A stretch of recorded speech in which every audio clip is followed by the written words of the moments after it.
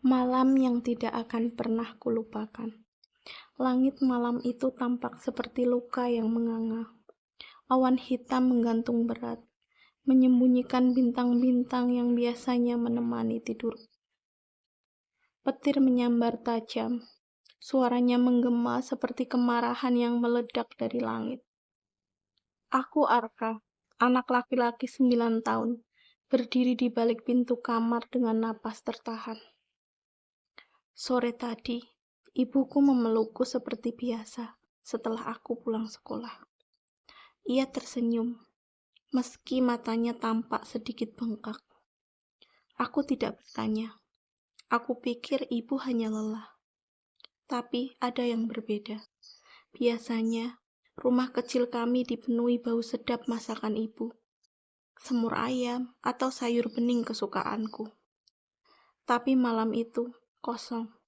Tak ada aroma harum, tak ada suara panci berdenting, hanya kesunyian yang menusuk dan gemuruh hujan di luar jendela. Kemudian aku dengar suara-suara itu, pelan, seperti bisik-bisik rahasia dari balik dapur. Aku mengendap keluar kamar, langkah kecilku hati-hati agar tidak terdengar. Dan saat aku mengintip dari balik dinding ruang tamu, aku melihatnya. Ayah berdiri di dekat meja makan yang berantakan, berbicara dengan dua orang asing. Wajah mereka keras, dingin. Salah satu mengenakan jaket kulit, yang satunya lagi merokok dengan tangan gemetar.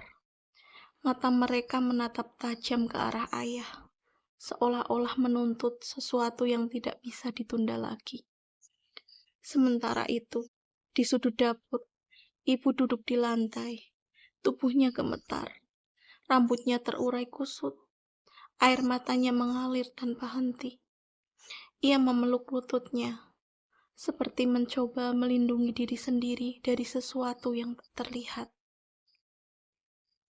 Aku mohon, jangan lakukan ini, Mas.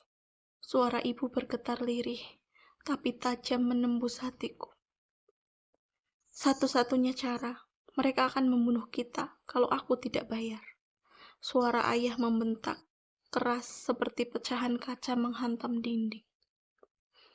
Aku ingin berlari, menghampiri ibu.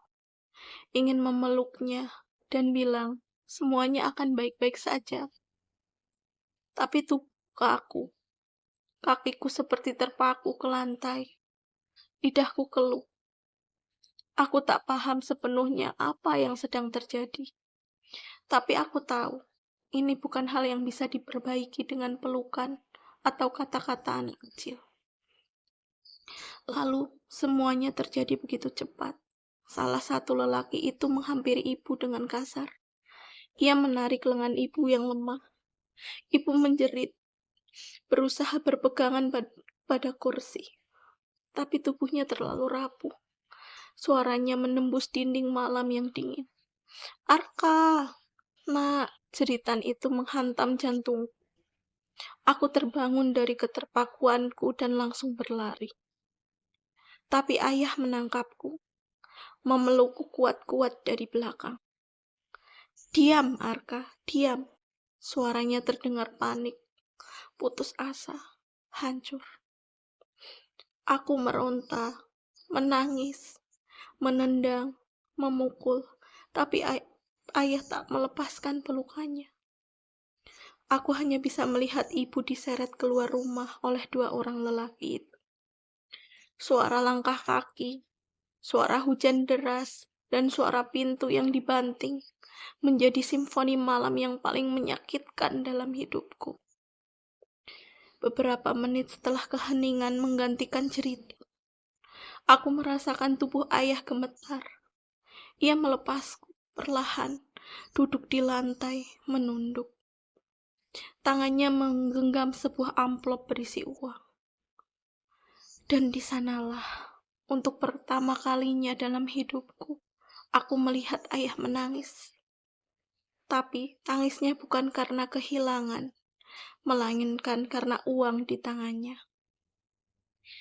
Esok paginya, ayah mengajakku pergi. Katanya, kami akan memulai hidup baru. Tapi tak ada satu kata pun tentang ibu. Dan diam-diam di sudut hatiku yang paling dalam, aku bersumpah. Aku akan mengingat malam itu selamanya.